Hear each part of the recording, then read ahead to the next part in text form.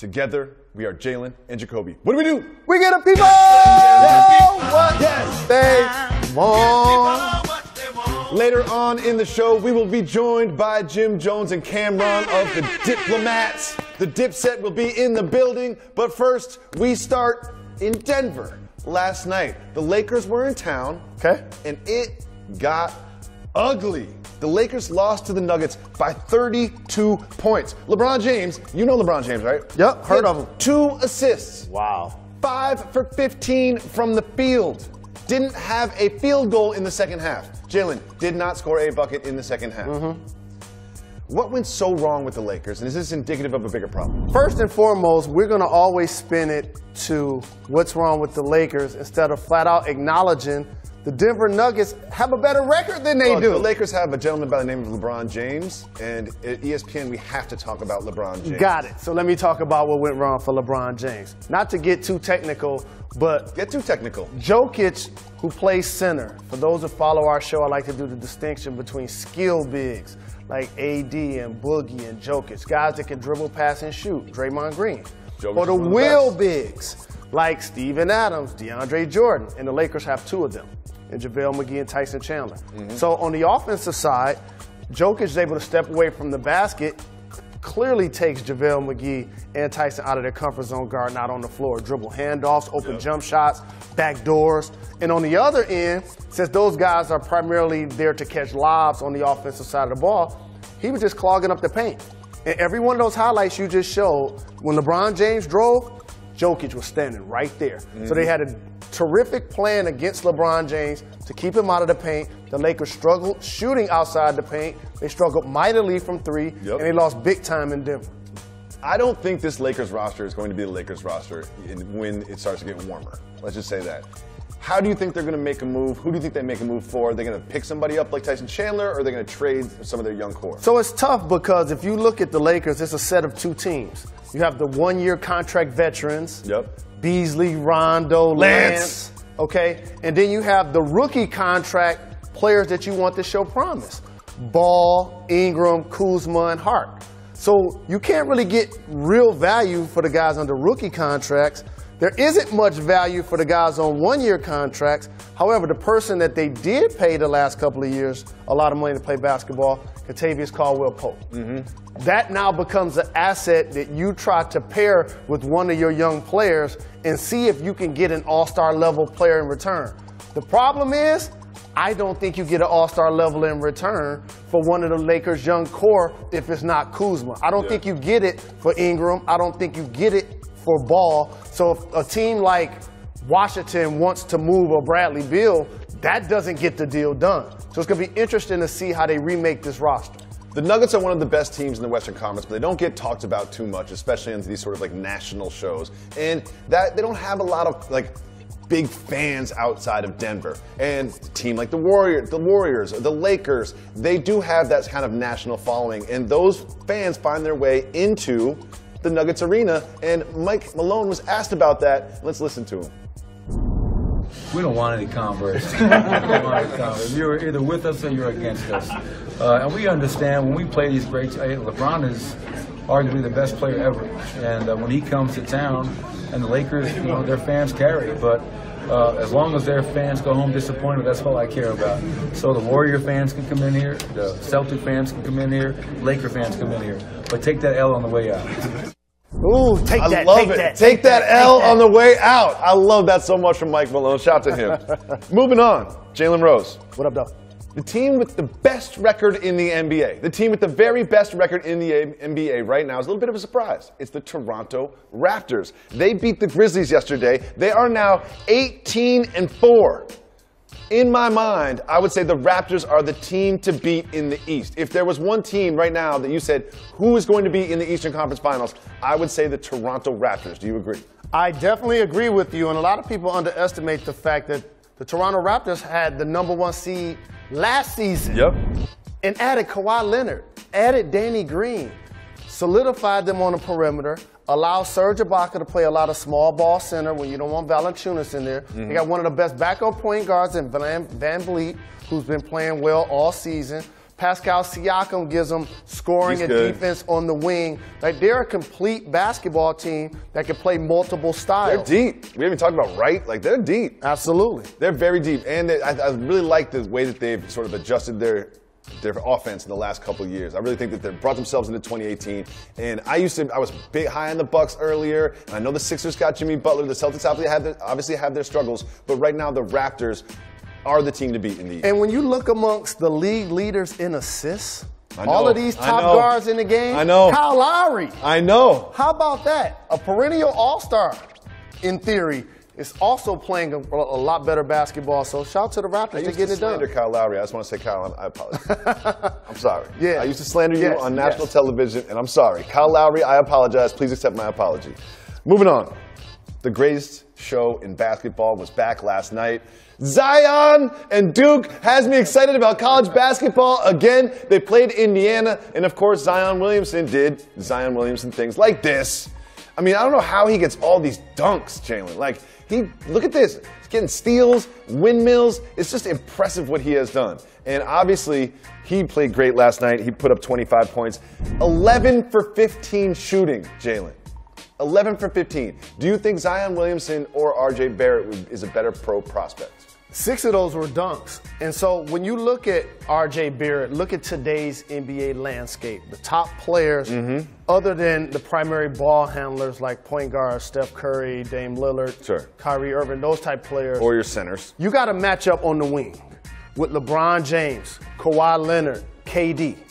So if you could get a young player that's going to make them work defensively, yet he can compete offensively and still put up big numbers, you got to think about that. However, Zion's ceiling is so high. He's the most unique athlete that we've seen in collegiate basketball. He's good on his feet. He has good hands. If he's able to get a jump shot, lights out for the NBA. You have to bet on that. Therefore, he would be my number one. I think if I was a GM, I just wouldn't want to pass up on Zion. You know what I mean? You can't be the guy that passed up on Zion. Yeah, there's a part of you that says, like, R.J. Barrett's perfectly constructed for today's NBA, and he's already got all the tools that we need. Like, he's the perfect prototype for today's NBA, but I could not pass on Zion. I just couldn't do it. I could not do it. It is Wednesday, and every Wednesday we celebrate the more intelligent, more responsible, and just generally superior gender of our species, the ladies. We take all female voicemails. If you call 985-80-JALEN, you can leave us a voicemail, and we'll play it on the show like this one. Hi, Jalen Jacoby. I was at my first Portland Trail Blazers game, and I was trolling Kyrie Irving. And I was spitting some earth facts at him. And I was wondering, as a newer sports fan, is it okay or not okay to be trolling the visiting team? Recently I watched the Nike commercial, and he seems like a nice guy, so I feel really bad. I love that she feels bad. Call. She feels bad. She's like, yo, I was sitting there yelling at Kyrie Irving, making fun of his Flat Earth series all night long, and he seems like a nice guy, so now I feel bad. What advice do you have for this young caller? I have a couple of notes of advice. First off, how you were trolling Kyrie is perfectly within the realms and constraints of what the opposing team should feel. Okay. You weren't cursing him. You weren't talking about personal things in his family. You were talking about something he said that a lot of people felt like was a dumb comment. It was. And he clearly ignored her because she didn't say that he responded. Now, the latter part of she saw the Nike commercial and felt bad, what it is sometimes you're sitting in the stands and it dehumanizes you from the people on the floor. Yes. And then now you get a chance to meet them or hear about them in other aspects, and you're like, oh, he may not be that bad of a guy. Continue to root for Portland. Yeah, love Portland. Continue to troll all of the opponents. Troll away. You got a terrific backcourt in Lillard and CJ. This was inbounds. I totally support this behavior. And the man said the earth was flat. You know what I mean? He said the earth was flat. You're allowed to troll him. It's great that she hit him with earth facts. I wonder what they were. Stay tuned to Jalen and Jacoby. You have any earth facts? Earth facts? Yeah, it's round. Fact. What else? That's all I know. Stay tuned to Jalen and Jacoby. Later on in the show, we will be joined by Jim Jones and Cameron of the Dipset. Sometimes I throw these facts out there like Galileo or like Einstein with the E equals MC squared, you know what I'm saying? And people think it's just conversation. Galileo, Einstein, Jalen Rose. Mount Rushmore. Mount Rushmore. I know it's Galileo. They just said Galileo in my ear. I know it's Galileo. Okay? Got to give the people time. Give people what they want.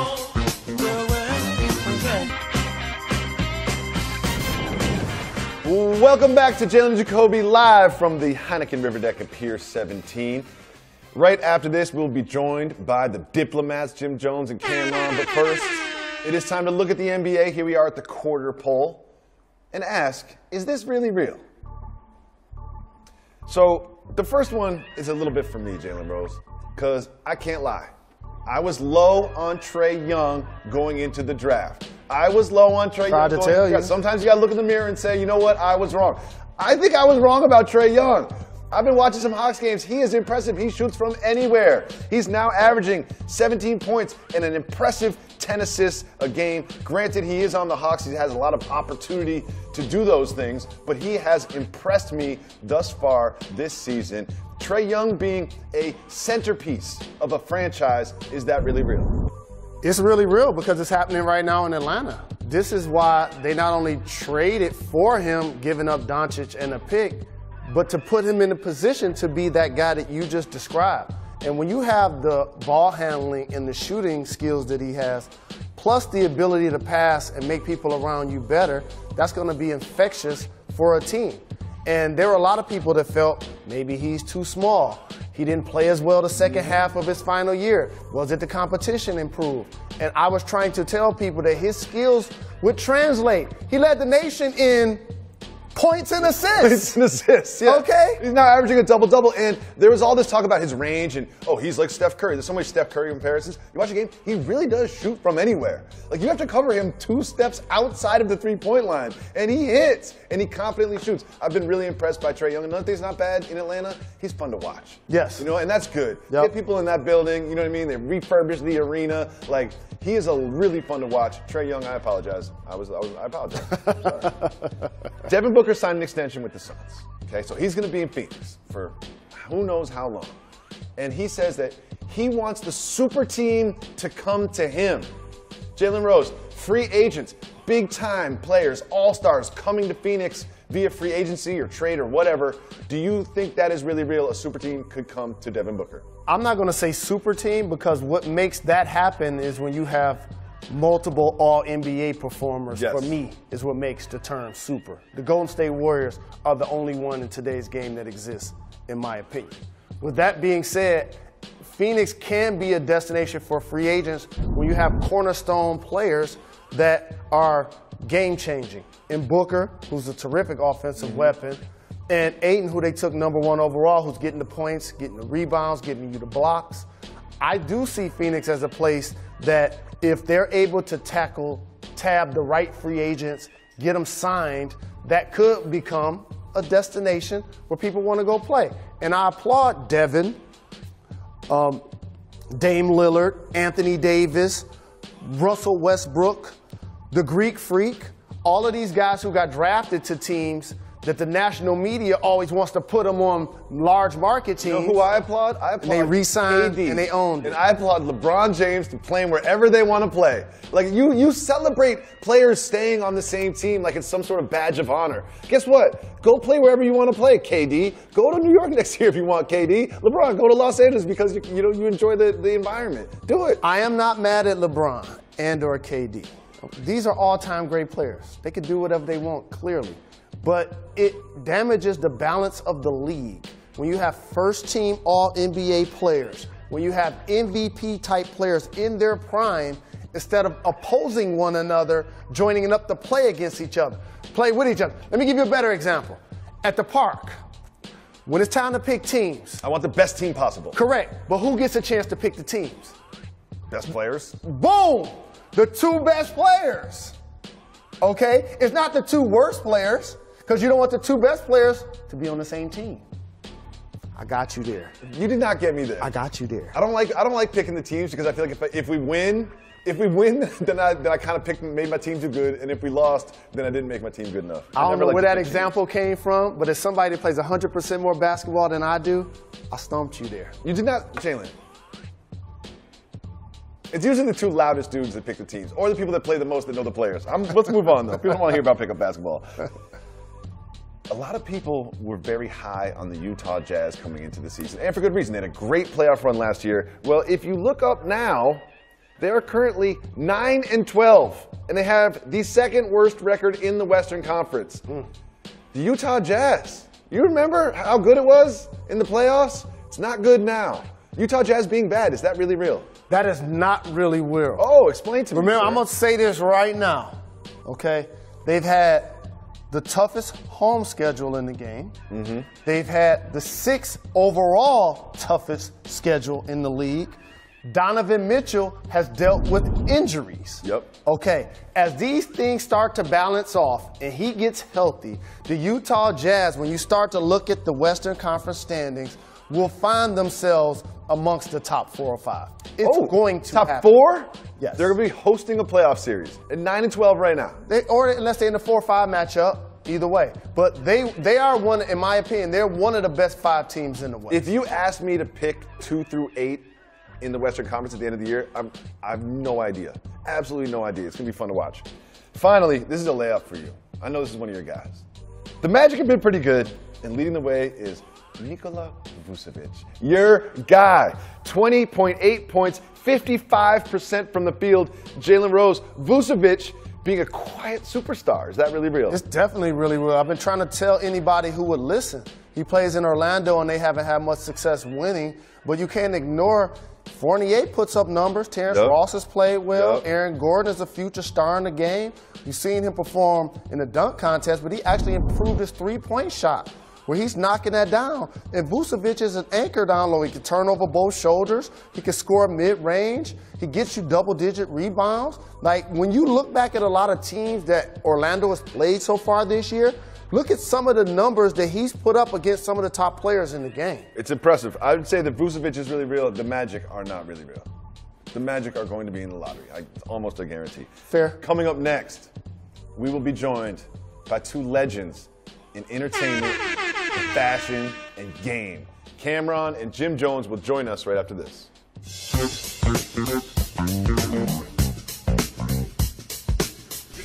Welcome back to Jalen and Jacoby. We have the honor, to have in the building Cameron, Jim Jones of the Diplomats. Thank you so much for coming by, fellas. We appreciate it. Appreciate it so much. Thank you, man. Thank you for having us. Kill him. Diplomatic Ties is the new album. It's been 14 years. Right. 14 years. It's been a long time. Right. Since I left you. Exactly, without a new album to step to. Thank you so much for giving that to us. We appreciate it. My question now is, what took so long? Life, you know. Well, you know what it is. I'm gonna be honest in what I tell people all the time. Like, so, you know, me personally and Jim, he been down since my first album, and we just come from an era where, you know, I tell people we was raised like pit bulls. So it ain't like, and not in a bad way. I'm saying that where it isn't like we all need each other to make some money. You know what I'm saying? Whether it was turbulence, we was on good terms or bad terms, we all know how to go out and get a dollar. So sometimes that put the group on backhold because everybody's financial situation is right. You know what I'm saying? It isn't like Jim needs me to go make some money, or I need Jim or Jewels or any of us. We all know how to go out and make a dollar. So whether we're on good terms or bad terms, we're like, our financial life is straight, our kids are straight, but it's good that we all got back together to do this for the people. And it was fun for us too. I had a great time doing it. Jim, how do it feel to be back reunited with your brothers? I'm hyped. I feel like a kid, like a kid in high school again. You know, just that certain camaraderie. We, like Cam said, even before the first album, we've known each other since teenagers. So to see what we've done, to, like he said, be able to set a platform for all of us to make money with each other and on a separate regards, and then come back with another.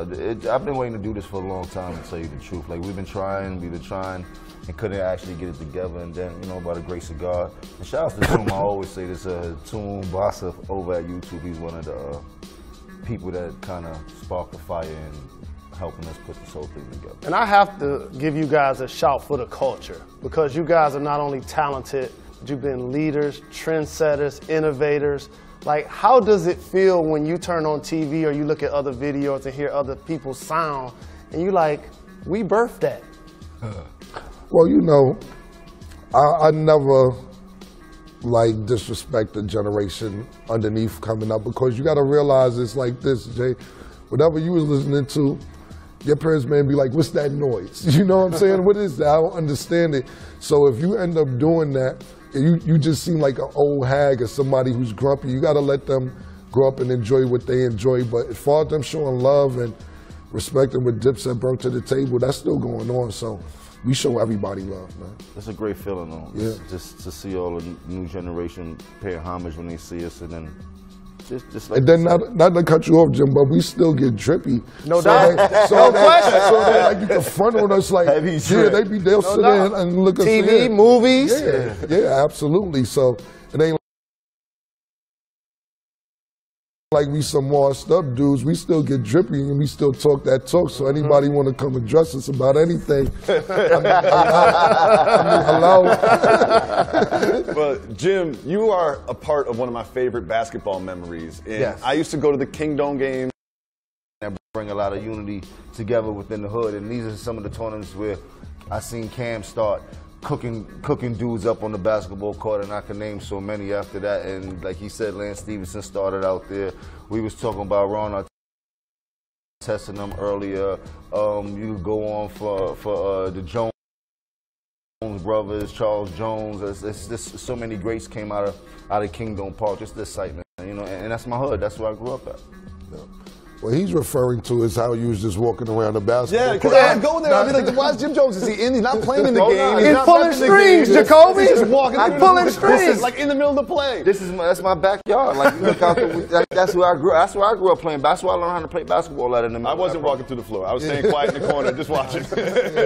It's good, you know. You get some success and you come back to the hood, and you know how I go, man. You trying to shine, and that's what I was doing as a young fella. But I love my hood. I love Harlem, so you know that's the whole. Basketball is a big thing, a big thing in Harlem, especially in the summertime. It's Rucker tournaments, it's Dykeman tournaments, it's Kingdom tournaments, and that's all through New York in general and things like that. So you know. Yeah, like the wave right now, to be honest, is Dykeman. It kind of quiet down from Rucker. Everybody goes to Dykeman now, but basketball is just really big. It's not really a football town. You know what I tell people when I started traveling and went away to college to play ball, is that we just don't get tall guys in New York, man. Everybody knows how to dribble. Like, if you hit somebody with a cross and get an ooh, that's like worth 12 points. You get a nickname and everything.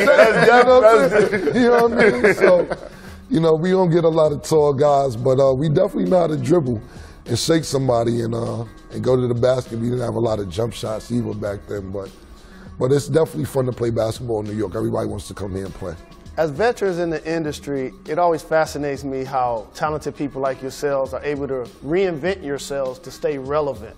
Can you just talk to our audience and even future artists of like how you've continued to progress as an artist, as a man, that had the staying power, each of you guys, for so very long? Oh man, I mean, you got to stay ahead of the cusp, especially when you're dealing with a game that's kind of like has a high school mentality. You got to be able to reinvent yourself. You got to be able to persevere through the hard times. Like every day is not going to be a lit day, especially when you have so much of a long span of a career. You got to know there's going to come with some up and downs. But overall, being lucky, the grace of God, and putting your best foot forward. As cliche as it may sound, and work hard, but we grind real hard for everything we got. I tell you that. It's been a lot of sleepless nights that we put on to put food on the table for the family. I ain't gonna lie, like, that's a great question, Jay, because you don't know how many times I be in a mirror with different outfits of furs, the hats, like, now I'm gonna change up this one. I'm gonna have everybody start doing this right now. That's the case, man. Oh, they wanna do this? Like, nah, we gonna reinvent. To reinvent, it's not easy, man. It's not, you don't know what you gotta do. You don't know what fur you gotta use to put a reinvent. fur around your head or around your neck. I just bought some skins the other day. Like, I'm looking at, I got a fox where I'm trying to put some eyes in it. Like, it's not hard, it's not easy, man.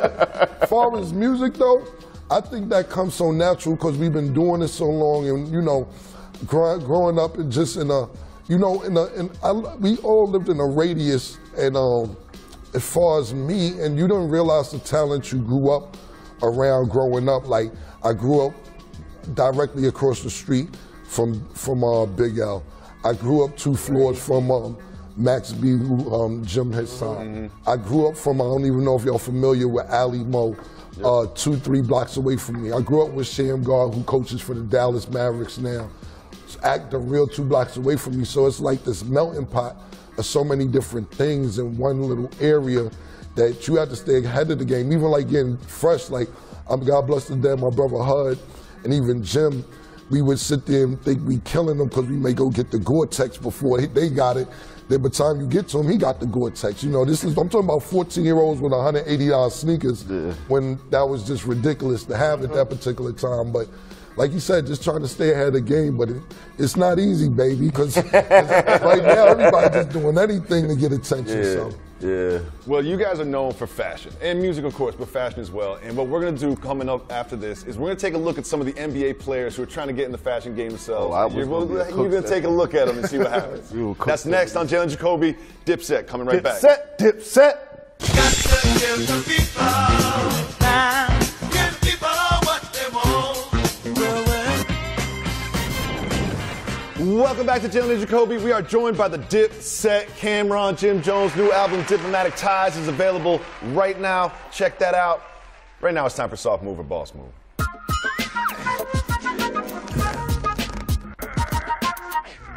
You guys are legends, not just in music, but also in fashion. And there's a lot of discussion around the NBA players, the way that they dress. And what we want to do is just show you some of the outfits that they have and just get your thoughts on it. Does that sound good? Let's take a look at some of these young professionals, see what they're rocking. Obviously, that's you. That's a legendary picture. Yeah. Legendary that's picture. Like the Mona Lisa picture of rap right there. It's real spill. That's a fact. Word. I got a picture of you in that pink coat in Chicago when I saw you. House of Blues. Right. Crazy. So now that's how you guys get down. Let's just take a look at some of how these young professional basketball players get down. So what do you think about this suit here?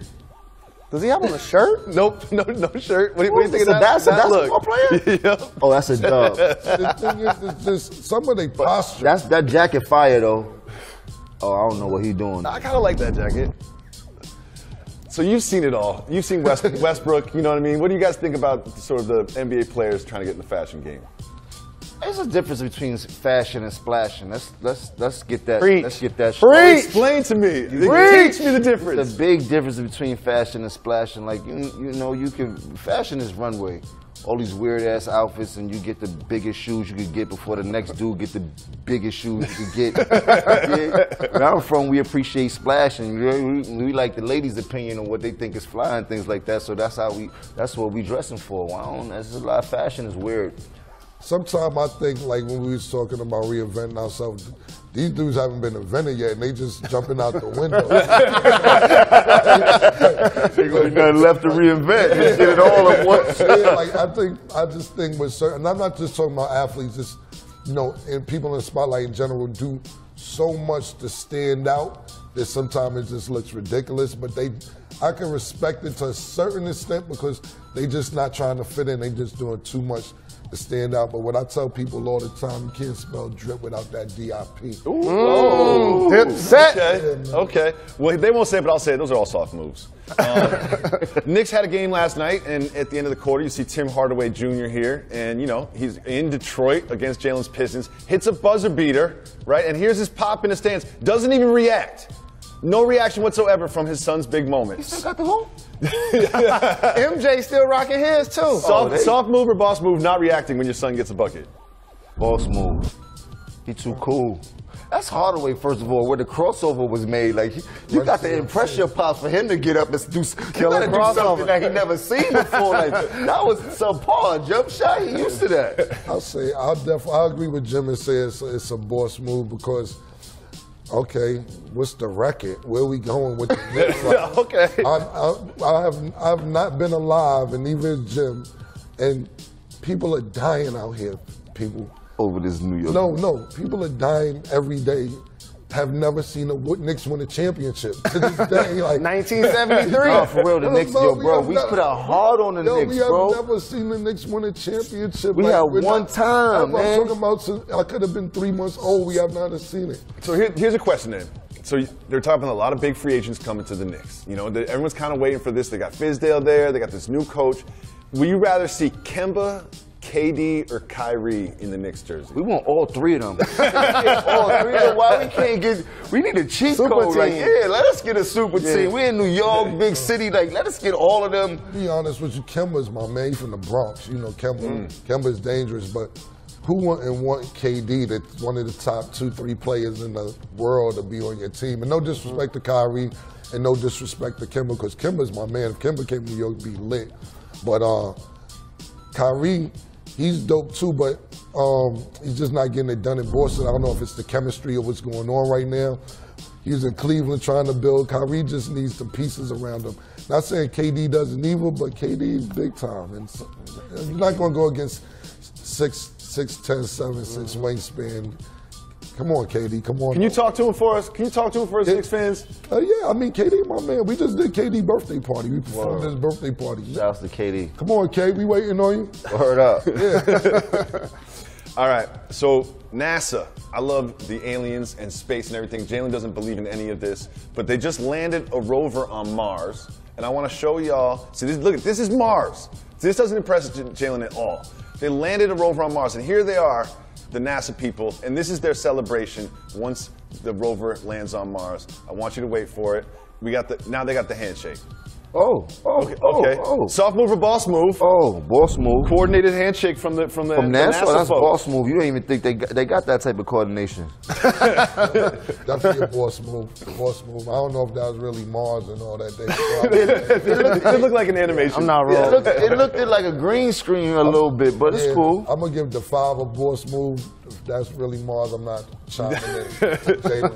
What do you think about all the NBA players doing the complicated handshakes? What you mean? Like the 1, 2, 3, 4. Yeah, that's crazy. Like LeBron had a whole handshake for his whole team. Everybody on the squad's too much. Time to remember all that, bro. Like, yo, I'm gonna be giving you his handshake. Like, I ain't got time for that, man. We had one handshake, and everybody do it in Harlem to this day. Boom. There it is. Same old two-step. I'm gonna be honest. I'm gonna disagree. I like it. I like it a little bit because you know what? I'm glad they brought it back in the NFL where you can celebrate. You know what I'm saying? I mean, it's a little bit of entertainment. You can't. You know what I really miss, Jake? What's that? I miss a little bit of taunting, man. I miss the taunt. Correct. I miss from the crowd. No. Players taunting each other. Player to player. I miss Sean Kemp dunking on you and pointing in your Martin face. Liston. Yeah. Pointing in your that was face. Different. I miss Reggie Miller doing an interview saying John Starks choked. You know that's that. Like it's everything. It's cool to have some camaraderie and be cool with everybody, but if you're an athlete, you work hard, you should be able to talk a little bit. If you watch Jalen's documentary from the Fab Five, it seems like every time y'all get a bucket, you would have got a technical today. Yo, bro, I watched that documentary. There was on HBO or Showtime on one of them. Yo, bro, you was wilding. Thank you, family. Appreciate that. You was doing your numbers. The game was different. Like Ken, what you're talking about is, I don't know if it's because cats making so much bread now and have so much fame that it's like it ain't even worth it. Whatever, right? It's like whatever. Right, and then it's like even, and I'll talk about it later because I want to talk to you about it with Duke. And they was talking about them comparing Duke. Yeah, go ahead and cook. Yeah. So basically, I was doing something, so I didn't get the whole gist of it. I don't know if it was Stephen A. or somebody the other day, but I was in the middle and I returned back, and they were trying to compare Duke now to the Fab Five, and he was like, "No, you bugging. You can't." This is when they was 1-0. Right. By the way, 1-0. Like 1-0. And I'm like, how are you comparing this to the Fab Five, where it's much different to where it wasn't a one-and-done situation, and you may stay for at least 3 or 4 years. I know you stayed for 3, Chris stayed for 2. But nowadays, like with this Duke team, there's no discipline on defense because you got Zion or you got Barrett saying, I'm going to get highlights because I know you guys are going to talk about it. I want to be on ESPN. I want to be on it. top 10 plays at the end of the game. And I'm not really going to be here after the season's over. I doubt I go back to class. So I don't really think it's a comparison with them against y'all guys. Y'all guys would have smoked them. And by the way, they lost like what, their second or third game? Right, the sixth game. Yeah, the sixth game. You know how you second televised game that I seen. We was talking about fashion, right? You know how big fashion icons y'all was back then for playing basketball. Like, good point. I wore black socks. The black Harachis, the high top Harachis, the black, that was big in the hood. They was called the weapons. Remember you know what I'm talking about? No, listen, and like you said, I just didn't mention, I watched that documentary about 100 times. Not just you, because of you guys, you talked about on the documentary, but I was playing high school basketball when you was in college, and to try and stretch these shorts out. Get him that Jalen left right here, buddy. There's the team issued ones, yeah. We was trying to explain that's when OLAPS was hit. So I don't know if you know what OLAPS is. OLAPS is the originator creator of basketball shorts that made them cool and the length that we needed them to wear. That started at a little store in Harlem. He used to make all the colors, the Michigan colors, Chicago Bull colors, and then all the basketball tournaments, the Dykmans, the Kingdoms, go get the uniforms from OLAPS. But if you had a pair of OLAPS on in the summer, those was the first ball shorts before they start putting the pockets in them. And then the big companies, Nike and all them, caught on, and that's why everybody wearing ball shorts. But it started from a little shop in Harlem. Michigan colors. I wanted to tell you that, man. Thank you, family. Yeah, absolutely. Appreciate that. We really appreciate y'all coming by. Don't forget, Diplomatic Ties, anywhere you can get music. Get it now. Get it right now. And for our fans, they already let us know they're going to be on at least once a month. We come. That's back. We're going to hold you to that. It's on wax now. We'll be back right after this.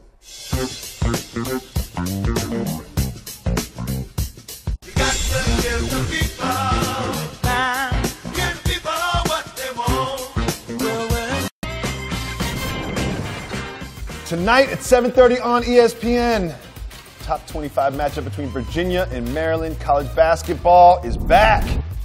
There we go. And the one I know Jalen will be staying up to watch. There we go. The Michigan Wolverines, top 10. Number 7 against North Carolina, just outside the top 10. Big games in college basketball. Damn, I don't have 3 small kids. I'm up at 9:30. On Thursday at 7:30, the last days of night from ESPN Films. And every morning, get up! Get on up with the Get Up crew and Jalen Rose. They'll be talking about the Cowboys because it's ESPN, that's what we do. And Tua locking up the Heisman. Well, right now it's time to welcome you back to Jalen and Jacoby live from the Heineken River Deck here at Pier 17 in Lower Manhattan. Jalen Rose, when you were a young man, did you ever get in trouble with the authorities? I did. You did? I did. Did you ever get in trouble with the police? I did. Well, Jaren Jackson, rookie for the Grizzlies, he was 11 years old when the FBI knocked on the door of the home. And they came. Do you know why they came? Really real son. They were looking for little Jaren Jackson, the 11-year-old Jaren Jackson. They were looking for because he was on the internet downloading, let's get this right, Lil Wayne albums, South Park, Family Guy, Transformers, and Scandal for his mom, which I thought was really nice. She probably didn't know how to use the torrents or whatever. So Jalen Rose, are you surprised that the FBI is knocking on people's doors because their kids are downloading Transformers? I am surprised, especially as somebody who faithfully used LimeWire. Okay, downloaded songs. I would buy the projects too, so I don't have any shame saying this. But LimeWire, man, you could get everything. I was too dumb for LimeWire. I tried to figure it out. I couldn't even figure it out. You can get videos, get songs. They didn't come to his door, they called. Oh, really? I made it a little more dramatic, but still, that's a weird phone call to get. That is. One time the police called my home, quick personal story, they called my home and my mom picked up and they said, we're looking for David Jacoby, is he there? They said, yes. They're like, we're gonna come. He's the main suspect in an armed robbery. My mom was like, I don't think he did it. They're like, we're sure he did it. David Jacoby did it. And they're like, I don't think he did it. My mom was like, he's 8 years old. And he's upstairs. 2 David Jacobys in my town. The other one was getting in trouble, though. Clearly. Moving on, DeAndre Ayton found himself in some trouble. He was, sometimes you get switched onto a small, and you're a big, and that's the big thing in the NBA now, switch everything. Well, let's just take a look at DeAndre Ayton trying to stay in front of Darren Collison here. Oops! Oops! I mean, that was a classic. That wasn't even like a tripped over my foot thing, or like maybe he stepped on my foot. Like, that was a real fall down from a crossover. That was a really OG broken ankle. It really was. Jalen Rose, what's the most embarrassing thing that's happened to you on a basketball court? Kobe scoring 81. You didn't even have to think about that, did you? But here's the thing. I'm proud of this. He didn't have like terrific highlights in that game. It wasn't like. I love that you're proud of this. You're proud of this. Like, I played basketball for 20 years. Do you realize how much footage you would show on this program if I was getting dunked on? I have a challenge. If I was getting crossed over? I have a challenge for everybody that is watching this program. Jalen Rose claims that he has never been dunked on an NBA basketball court. We have issued this challenge before. Oh, ever? Ever. High school, college, NBA, please find some footage of Jalen Rose being dunked on. The one where Paul Pierce dunks and Jalen's behind him does not count. We'll give him that. Please, someone find this footage. And that's what I'm proud of. I played a lot of basketball. I don't have no. Doesn't sound like you played a lot of defense. Think about that. Well, it depends on what team I was on. Okay. This is Aiden's first year. Okay? And he already gave us that. Just think about it now. Play a lot of games. Well, there's an Irish soccer team called Ballybrack FC. You familiar with Ballybrack FC? Big fan? I am. Okay, good. Me too. They had a game, and they canceled their game because one of their players, Fernando Nuno La Fuente, passed away. And it was sad. They canceled the game. Fernando passed away. And then what ended up happening is the league was like, oh, man, we got to cancel this game. We'll make it up for him. They investigated. They reached out to his family because they wanted to give his family condolences. Turns out Fernando didn't pass away. He just went back to Spain for a couple weeks. They lied about Fernando passing away to get a game canceled. Jalen Rose, what do you think about the karmic implications of this? This is unique. I've never heard of anything like that. This is terrible. If I was Fernando, I'd be like, don't put that out there in the world. Don't stage. Don't put that out in the world. Yeah, don't stage Safe to say it's a soft fatality to try to protect us from one game. It's just unrealistic. I think if I was Fernando somewhere in another country, he's like, wait, what did you guys say? You said I died? Right. I'd be very concerned if I was Fernando. It's time for News That Matters.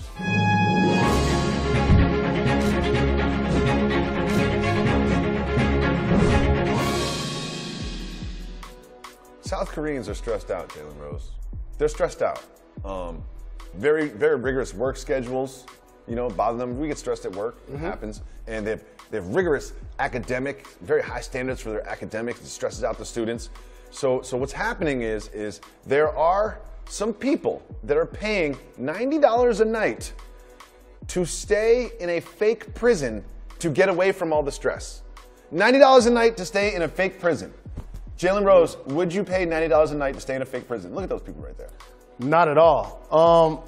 But stress is a real thing. Doesn't that look stressful, though? Anxiety is a real thing, so we're not going to make fun of it in any way, shape, or form. Of course. However, I am not paying to be in a fake prison. I bet you could get like a nice long spa treatment for $90. You know what I mean? Like you can get a massage, get a facial, get in a jacuzzi. There's other ways to de-stress that are much better than that. Maybe they just want to get out of the house. I want to thank the Diplomats for coming by, get their new album. We'll be back tomorrow with another dope show step. Got to give the people